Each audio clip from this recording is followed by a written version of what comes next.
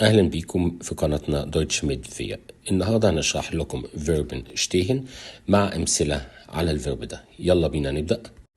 فيربن شتيهن يعني يقف.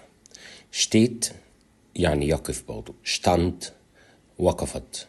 gestanden يعني كان واقفا. أول حالة sich in aufrechter Haltung irgendwo befinden Person Tier، يعني أن تكون في وضع مستقيم في مكان ما، والكلام ده على الشخص أو على الحيوانات أو على الجماد. unter der Dusche stehen يعني يقف تحت الدش. البايشبيل التاني der Saal war so voll dass wir stehen mussten.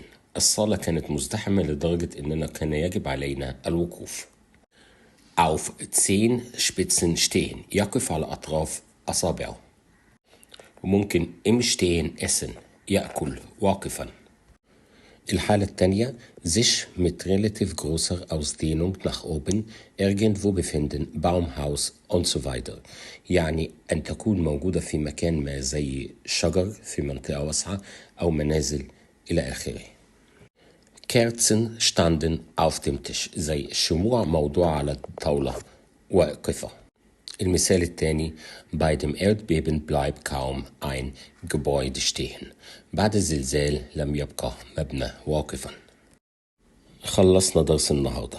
لو عجبك الدرس دوس لايك وشير الفيديو عشان غيرك يستفيد، ولو ما كنتش اشتركت معنا في القناة اشترك وفعل زر الجرس يوصلك أي جديد احنا بنقدمه. تشوس.